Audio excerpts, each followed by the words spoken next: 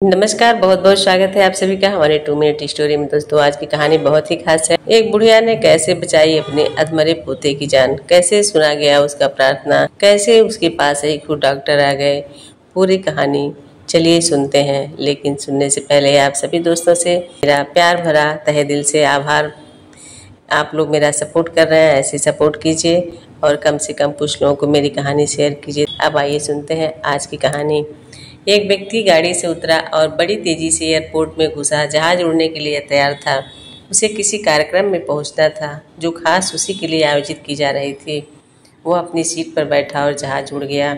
अभी कुछ दूर ही जहाज उड़ा था कि कैप्टन ने घोषणा की कि तूफानी बारिश और बिजली की वजह से जहाज का रेडियो सिस्टम ठीक से काम नहीं कर रहा, इसलिए हम पास के एयरपोर्ट पर उतरने के लिए विवश हैं। जहाज उतरा। वह बाहर निकलकर कैप्टन से शिकायत करने लगा कि उसका एक एक मिनट कीमती है और होने वाले कार्यक्रम में उसका पहुंचना बहुत ज़रूरी है। पास खड़े दूसरे यात्री ने उसे पहचान लिया और बोला, डॉक्टर पटनायक, आप जहां पहुंचना चाहते हैं टैक्सी द्वारा यहां से केवल 3 घंटे में पहुंच सकते हैं। उसने उस व्यक्ति का धन्यवाद किया और टैक्सी लेकर निकल गया। लेकिन ये क्या, आंधी तूफान बिजली बारिश ने गाड़ी का चलना मुश्किल कर दिया। फिर भी ड्राइवर चलता रहा। अचानक ड्राइवर को आभास हुआ कि वो रास्ता भटक चुका है। नाउम्मीदी के उतार चढ़ाव के बीच उसे एक छोटा सा घर दिखा। इस तूफान में वही गनीमत समझकर गाड़ी से नीचे उतरा और दरवाज़ा खटखटाया। आवाज़ आई, जो कोई भी है अंदर आ जाए। दरवाज़ा खुला है। अंदर एक बुढ़िया आसन बिछाया भगवद गीता पढ़ रही थी। उसने कहा, माँ जी अगर आज्ञा हो तो आपका फ़ोन का उपयोग कर लूँ। बुढ़िया मुस्कुराई और बोली, बेटा कौन सा फ़ोन, यहाँ ना बिजली है ना फ़ोन। लेकिन तुम बैठो, सामने जड़ अमृत है, पी लो, थकान दूर हो जाएगी और खाने के लिए भी कुछ न कुछ फल मिल जाएगा, खा लो ताकि आगे की यात्रा के लिए कुछ शक्ति आ जाए। डॉक्टर ने धन्यवाद किया और चढ़ा अमृत पीने लगा।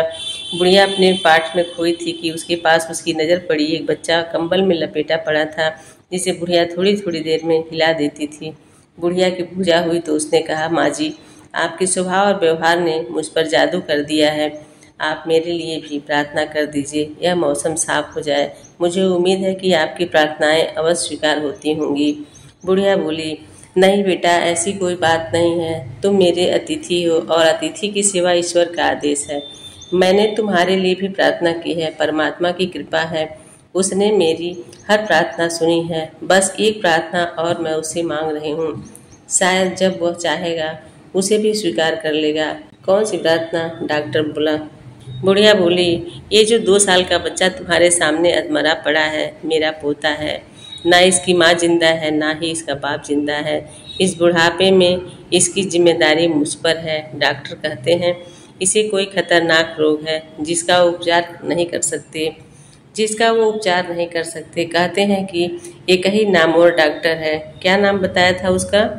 ये डॉक्टर पूछते हैं। हाँ, डॉक्टर पटनायक।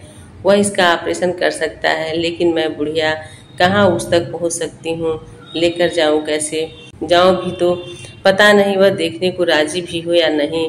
बस वह अब बंसी वाले से ही मांग रही थी कि वह मेरी मुश्किल आसान कर दे। डॉक्टर की आंखों से आंसुओं की धारा बह रहा है।